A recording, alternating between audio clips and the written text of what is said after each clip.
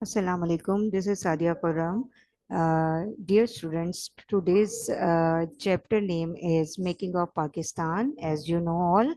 And now I'm going to discuss and explain the topic Establishment of Muslim League. So all you know that the when the annual session of Mohammedan Educational Conference was held in 1906 in Dhaka. At that time, all the Muslim leaders coming from the different part of the subcontinent, they gathered there and they decided that it is the right time to form a political party for the Muslims because before 1 year before there was the partition of Bengal, East Bengal and West Bengal, and I told you that East Bengal was having the majority of Muslims, and this division was being performed by the demand of the Muslims. So when the partition of Bengal was done, after that the Muslim leaders decided to form a proper political party with the name of Muslim League. So before that political party, political party, there was just an organization of Mohammedan Educational Conference, which was formed by Sir Syed Ahmad Khan, and all the before this political party, most of the Muslim leaders were the part of the Mohammedan Educational Conference, and they gathered after some time in any city of the subcontinent and discussed the different problems of the Muslims. So when the partition of Bengal was formed, right after that, Muslims decided that now we have to form a proper political party which will do all the appropriate things for the separate homeland of the Muslims and the right of the Muslims of subcontinent. So for this purpose, it was decided to set up a political party which will protect and safeguard the rights of the Muslims of subcontinent. So this meeting was headed by Nawab Bakarul Mulk and different scholars like Maulana Muhammad Ali Johar, Maulana Zafar Ali Khan, Hakim Ajmal Khan, and some other prominent leaders. They attended this session of actually Muhammadan Educational Conference, and in this session they all decided that now we have to start or formed a political party. So they decided the name of this political party as All India Muslim League. So the actual date of the formation of this political party was 30th December 1906. So this political party was formed finally, and Aligarh was made its headquarter. Sir Aga Khan and Sayyid Ali Hassan Bilgrami were elected as the president and secretary general of Muslim League, respectively. So this was the background of the formation of Muslim League. Now, when any political party is being formed, there must be some aims and objective of the political party.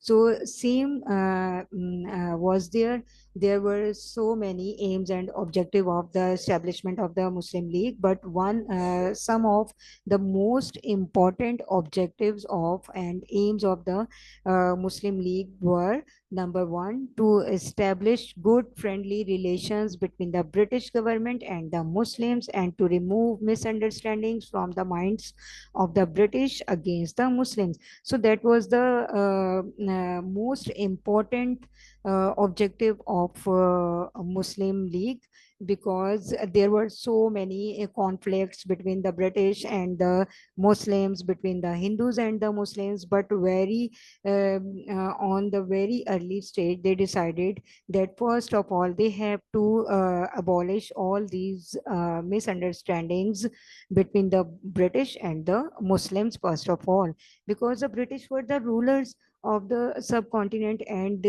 Muslims will not do anything without the permission of the British. And for this purpose, they have to need to establish good relationship between British and the Muslims. So first of all, this was the most important aim of the Muslim League. Number two, to coordinate with other nations and political parties in subcontinent for the common welfare. So we also studied in the Aligarh movement that all these were the objective of the Aligarh movement as well. And one of the reason of the war of independence was that there was no any welfare for the people of the subcontinent, whether they were the Hindus, whether they were the Muslims, or whether they were related to any other religion. So British government didn't do anything for the welfare of the common person. So this was the most important aim of the Muslim League, to coordinate with other nations. Other nation means to coordinate the other religions of the subcontinent, and also to coordinate the other political parties of the subcontinent for the welfare of the common person. Number three, to protect the rights of the Muslims by seeking cooperation. So this was also the most important objective of the Muslim League, to cooperate or to protect the rights of the Muslims. Being a Muslim, we have to perform all our prayers and practices according our religion. So British and Hindus as well didn't give the Muslims the basic rights of the prayer and the basic rights of regarding their religion. So this was the most important objective of the Muslim League, to protect the rights of the Muslims by seeking cooperation with the cooperation of the British. So this Muslim leaders wanted the cooperation of the British rulers, because as I told you, without the permission or the cooperation of the British, they will not do anything for the betterment or the rights of the Muslims. So these three are the most important objectives of the newly born political party, Muslim League. So after that, we will study that what was the role of the Muslim League in the struggle of independence. That was the time when Muslims recognized that there must be the separate homeland for the Muslims, and they will not live together with Hindus and the other communities in subcontinent. So they decided to start a movement, a struggle. They started a struggle for the independence of their country, for the independence or the separate homeland. So since the establishment of Muslim League, it became a platform for the Muslims of South Asia to struggle for their rights and attain freedom from the British. So right after the establishment of the Muslim League, there were two basic objectives of the Muslim League. First of all, to gain the rights of the Muslims, as we studied in the previous slide, aims and objective. And second objective, main purpose of the Muslim League was that to attain the freedom from the British, because now Muslims of subcontinent got a proper platform in the shape of the political party, and they started their struggle for the freedom and for their separate homeland. Because as I told you, that was the time when Muslims recognized very clearly that they will not live together with Hindus and other communities in the subcontinent. So they started their struggle. The struggle of Muslim League passed through a number of the difficulties, but the role of the Muslim League can be mentioned as followed. The Muslim League faced so many difficulties, so many problems. It was not easy for newly born political party to accept their status, to accept the status of the Muslims as majority in subcontinent, but they continuously struggled for this. As you know, that I told you in the class that the political party of Hindus was formed in 1885. So when the political party of Muslims started, it was the time of 20 years. uh, 20 years before the Hindus political party was formed. So that time the Hindus political party, all Indian National Congress, was very much stronger than the Muslim League. So it was very difficult for the Muslim League and for the Muslims to get their own status as the majority of the subcontinent. So the role of the Muslim League was that they decided to protect the first of all they decided to protect the rights of the Muslims. So after it established as a after it was established as a representative political party, the immediate task before the Muslim League had been to take appropriate steps to safeguard means to protect the rights of the Muslims of subcontinent and to apprise the government of their problems and demands. So here is also three type of the objective of the Muslim League. The basic two objective of the Muslim League to make the friendly relationship with the different communities of the subcontinent, different religions of the subcontinent, as well as the British. And second, the most important objective of the Muslim League to protect the rights of the Muslims. And for this purpose, they decided that there must be the just only solution must be there, that the separate homeland for the Muslims. So for this purpose, in the subcontinent, they started their struggle. They started different type of the meetings. They held the meetings between the Hindus and the Muslims. They tried to hold the meetings, and they also tried to hold the meetings with the government officials and and they tried to resolve the different problems and demands, and they conveyed the different demands of the Muslims towards the government. So all these things were possible because of the Muslim League. Muslim League adopted a balanced attitude to join hands with the Hindus and as well as the British from the subcontinent on the one hand, and on the other hand, they started the struggle to improve the relationship between British and the Muslims. So the foremost objective of the Muslim League was that they decided to convince the Hindus that Hindus and Muslims do the efforts will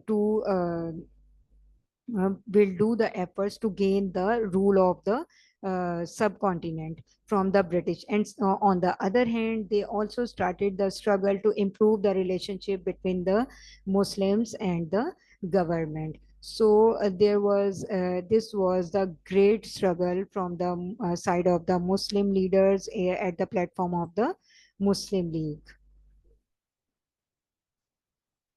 Secondly, they decided that they decided that there must be a political settlement between the Muslim League and the Congress, or between, you can say, between the Muslims and the Hindus.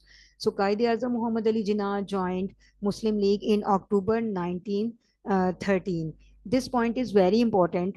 As you know that Muslim League was formed in 1906, and Quaid-e-Azam was continuously Quaid-e-Azam was still the member of All Indian National Congress, because he thought that Hindus and Muslims were brother, and he thought that they will do everything for the freedom together. But with the passage of time, Quaid-e-Azam Muhammad Ali Jinnah realized that that was a specific time when he has to follow the Muslim League, and now he became the member of Muslim League in October 1913, because he recognized that Hindus were that the Congress was the only political party for the betterment of the Hindus and for the demands of the Hindus, and that was not the right platform for the freedom and for gaining the rights of the Muslims. So he decided to join Muslim League in 1913. So due to this effort, Muslim League and Congress Congress Party entered into a political settlement in December 1916. So this was all because of the struggle of Quaid-e-Azam. Quaid-e-Azam struggled for 3 long years, from 1913 to 1916, and at the end he was succeeded to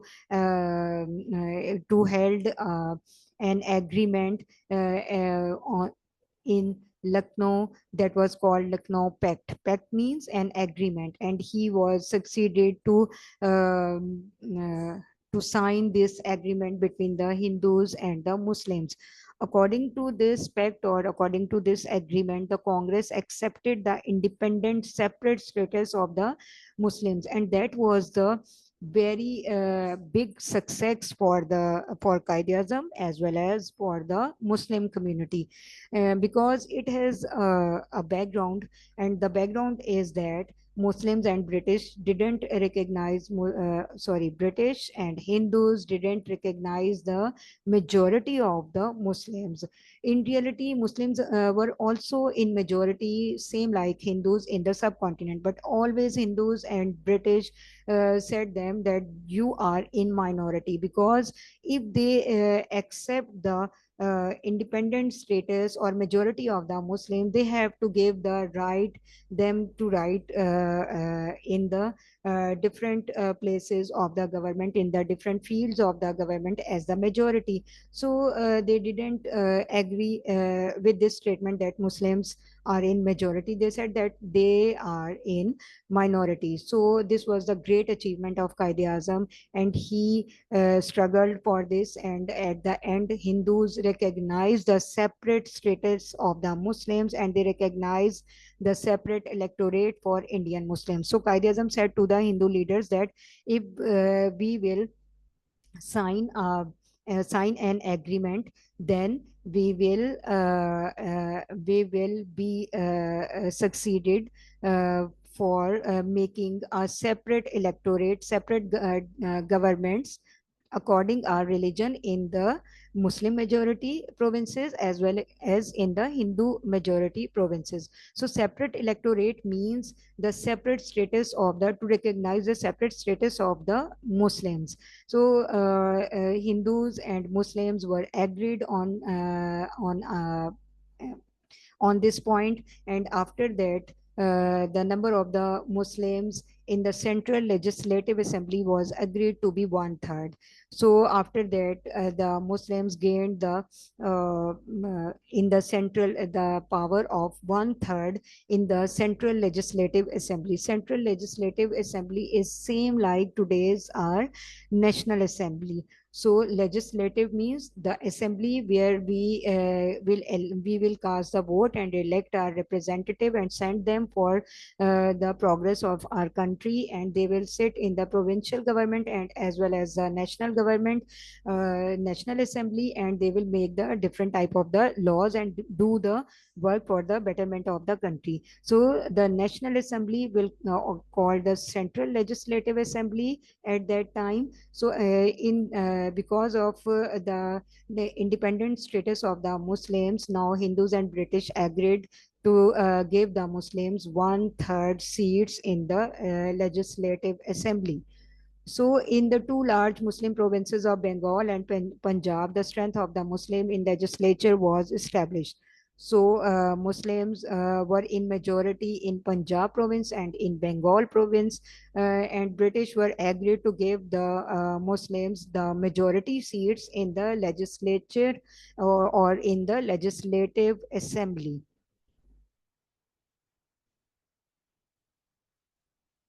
Okay.